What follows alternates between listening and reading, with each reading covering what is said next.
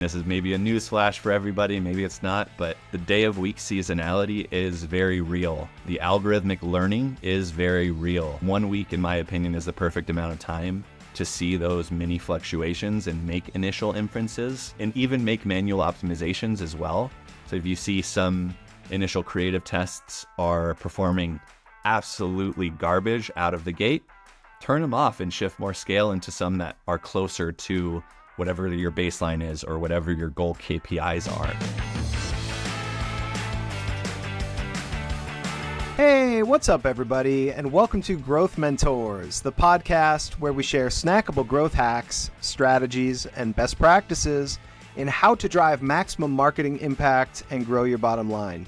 I'm your host, Matt LeBlanc, and today we are going to be bringing you a snackable episode talking about testing guidelines, how to win on social, with Dave Armstrong, the director of paid media at Jump 450. Did I get your title right, Dave? Yeah, you got it right. All good. All right. I don't worry too much because Dave is he's a super talent. If I can just brag for you for a minute, he's carried a number of different roles at the company and has really a wealth of knowledge to share with us. So, Dave, why don't we jump right into it? We're talking about testing guidelines. Why are testing guidelines important to the success of an account? Yeah, testing guidelines are basically hand in hand in terms of importance to the structure of the account. They're basically why we set up our account structure in the way that we set them up. It's in order to test effectively. And the actual guidelines that you need to have in place are important because if you don't have a direction to shoot for, or you don't have baseline performance to judge off of, you don't know if you're going in the right direction. So you could have the right structure in place, but if you're not able to judge tests effectively as winners and losers, you're just going to be constantly wasting money, spinning your wheels. And part of the impetus for wanting to talk about this too was also within the audits that I've gone through with different clients. And too often I'll go into an account and I'll see ads with $50 in spend that have decent ROAS, but they're turned off. I'll see ads with thousands of dollars in spend that have terrible performance and they're still live. So part of testing guidelines is also paying attention to the actual optimization of the account as well. Great context there. So just kind of moving us along with testing guidelines, where do you start? So within Meta specifically, and these testing guidelines can also pull over to TikTok and in basically all intents and purposes can pull over to Snapchat and Pinterest as well. But testing guidelines within Meta should really be at the core of every media buyer's decision-making process. So where I like to start, it really depends on where your account is. If you're starting from zero spend or step zero, if you will, the most important information that you're required to do to start judging winning and losing tests is to establish a baseline of performance. So you have to start somewhere. So you start some creative tests. You can even start with audience tests or landing page tests. But initially, you need some baseline of performance.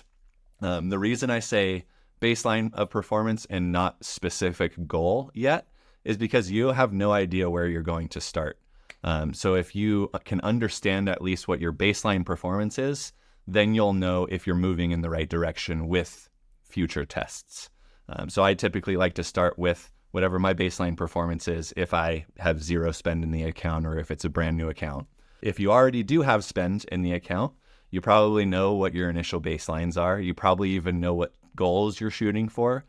So it's a lot easier to start off tests there. All you need to do is beat that baseline performance or progress further towards beating your specific goal. Sure. And Dave, as you're beginning to talk about this, it's already becoming clear to me how relevant the last episode that we recorded is to this conversation. So if you are listening to this and you're interested in insights on how to set up campaign structure, from the very beginning, we've got an episode about that with Dave as well. But just sort of moving us along here, what are some of the different approaches or options for testing guidelines that we have available to us? Yeah, it's quite a spectrum of different options that both I've seen and I've also tested myself. A good way to put this is if you ask different media buyers about their guidelines, you'll get very different answers. And in my opinion, that's really just because of risk tolerance. So you'll have one side of the spectrum, for example, buyers with heavy statistics backgrounds or lots of brand budgets, larger companies. They might require tests to be running for a much longer time, or at least enough time to hit, say, like 95% confidence intervals. And then you have the complete other side of the spectrum, which I've also had experience with, which is more of the scrappier side of the spectrum, or direct response affiliate marketer side of the spectrum. They might not have the time, they might not have the budget to wait for those types of results or those types of confidence intervals. And they'll turn off and optimize and launch new tests daily. And they basically are waiting for something to hit right out of the gate so that they can scale while they launch more tests. So there's basically two sides of the spectrum. I fall somewhere right in the middle. And I can give some more context on that too. So Dave, is there like a rule of thumb that we can follow in terms of, when one approach is maybe better than another? The rule of thumb I have is to test within your account and figure out what works best for you. There is a time and a place to need to test extremely quickly. So that one side of the spectrum, that more direct response, scrappy side of the spectrum, there's a time and a place to test that way. If you have high risk, high reward needs within your account, like you need to find performance today, you need to find performance tomorrow. It might not be as long lived, which is the con here. But the pro there is you should be able to find new winning tests more quickly. So depending on the behavior, the needs within your actual account, that would be one suggestion. But then the other side of things is for larger brands that are trying to build for a longer term, that have the money and have the risk tolerance to spread those tests for a longer period of time. That's where you'll use that other side of the spectrum. That's also why I said I typically fall in the middle. It allows you to move through both sides of the spectrum as you will, as it's needed. If you need to move faster, you can launch a ton of more tests and not necessarily wait for those larger confidence intervals to turn things off or to optimize or to scale. And then on the other side of the spectrum, if you launch a few high conviction creative themes, for example, and allow those to run for a longer period of time, you can be more confident that the particular winner that comes out is going to be the true winner in that case, or the true confidence interval winner in that case. Sure. And the creative in me just needs to unpack this point for just a moment for you. I think that you said if you're really hungry to find that performance and you need to do it fast, that you need to essentially be open to some of those scrappier tactics. And so, we talk about this a lot, but I'll say it again. Do not let your own taste get in the way of performance. Just because you like something or don't like something does not mean that is how the audience is going to respond to it. You don't know until you test. So exactly. Yeah, you really do need to test and figure those things out. So we kind of talked about the context. What are the actual guidelines to use? The guidelines that I like to use, and this does go back to the context in a sec. So if I could back up, and anybody who has run meta campaigns before in the past 10 years will know this is true as well. But the other important factor to mention is how the algorithm actually behaves.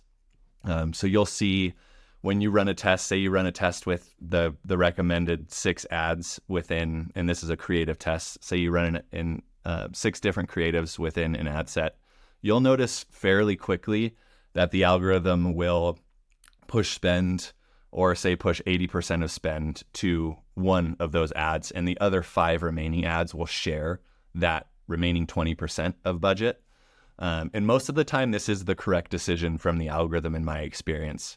but there are times where I haven't trusted it. So you can give those ads more of a chance, and you can always retest them separately.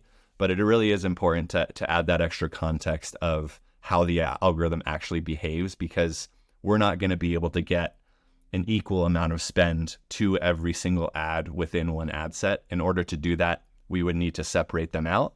And in that case, you're testing technically two different things, so it wouldn't be a perfect split test.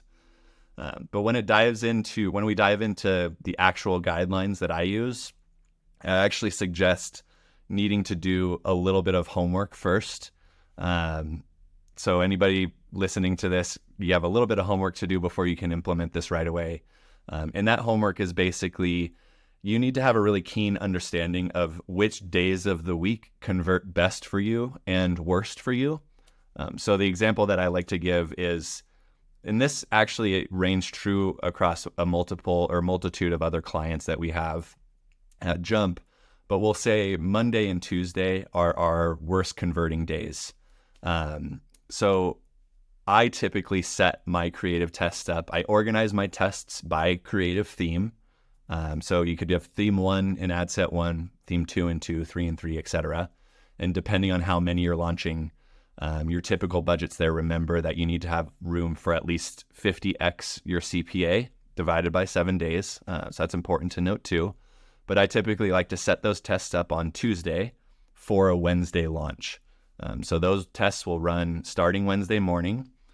And this is potentially I said this before, but a slightly cynical way to look at it. But in my opinion, it's a pro tip that you shouldn't even really judge the performance that you see on that first Wednesday.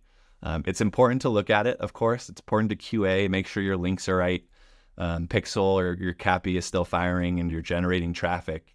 But I don't read too much into that day one data, especially if you're coming off your worst converting days in that Monday or that Tuesday.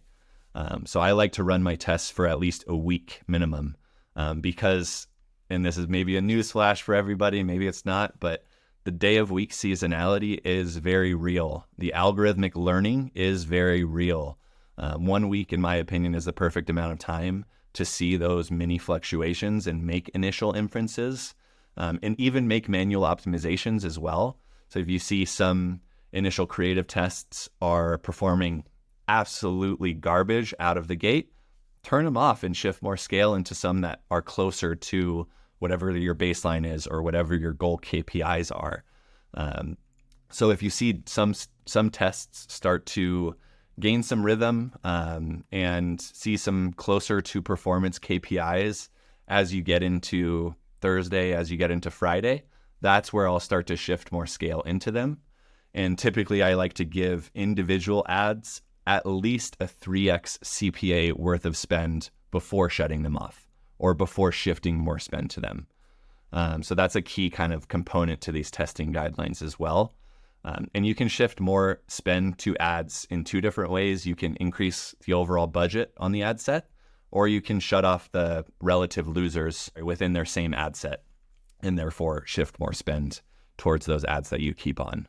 So then long story short, or to try and just wrap this up a little bit, Matt, is by the following week, if you can sustain performance through those worst 2 days of the week, like that Monday and Tuesday, then you're going to be in a great spot. And that's where it becomes, again, back to that structure conversation, but that's where it becomes pertinent to then shift those winning creative test ads to a scaling campaign.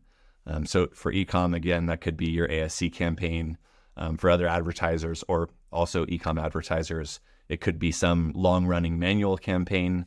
And that's because those campaigns already have learnings. You already have high budgets within them. You constantly need to refresh those with winning ads and quote-unquote high conviction tests or high conviction ads. And then the last thing that I'll note here is really depending on how varied the creative theme is to the ads that are currently running in your scaling campaign, your ASC campaign, sometimes I will make the executive decision to launch those winners out into a net new campaign. So within that net new campaign, you will need a little bit of time for it to gain data. But again, you have higher conviction that those creatives are going to work, And as the creative theme is much more varied than what you're currently running, you have a even higher conviction that you're going to be overlapping less and going after net new users based on how they respond to those creative themes, those varied creative themes as well. I see. Dave, this might be kind of like an ignorant question, but I'm going to ask it. Let's say somebody's listening and they go, the two worst days for me are Mondays and Thursdays. I feel like it was almost convenient for you to be like, well, Mondays and Tuesdays are our worst days, so I post on Wednesdays. If my worst days are Mondays and Thursdays, am I posting on a Friday? Am I launching on a Friday? Great question.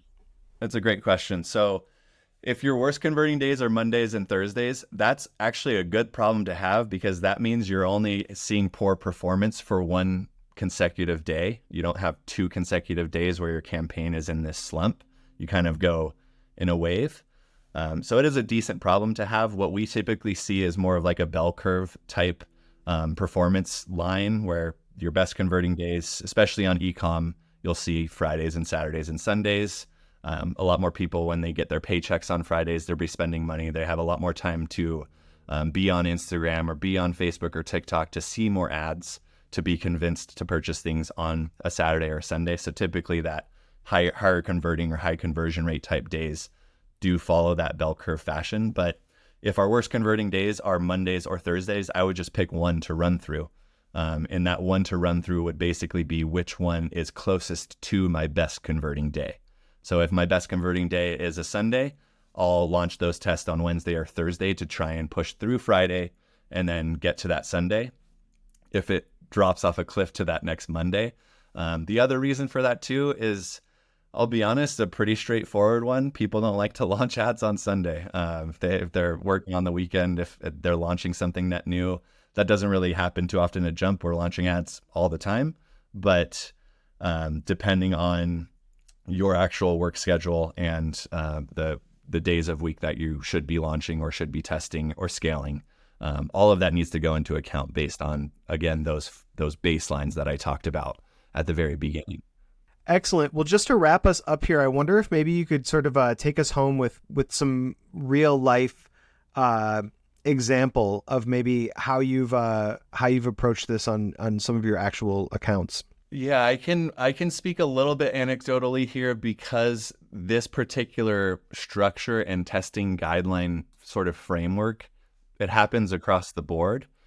So speaking at it from an overall level, I think would be important. I can give maybe a quick context or some quick results as to one of the clients that really stands out in this particular manner. But like I said, the results at Jump for these types of guidelines, I think they speak for themselves. On average, I think our first 6 months of signing on with a clients scale something like 5x to 8x on average versus the prior months before joining with us. And that truly is because of that campaign restructuring, building off foundation of a proper structure for these testing guidelines, for this these constant feedback loops of testing that we put forward. And one account in particular, this is a financial publishing client, and when these implementations of like these tactics were put in, we scaled spends at their KPIs by 3x within the first 4 months, and we 10x them within a year, across all of the channels that we ran for them, but on social specifically as well. I think some of our highest scaling months with them were 10 plus X than what we had within the first couple of months that we took over. Wow.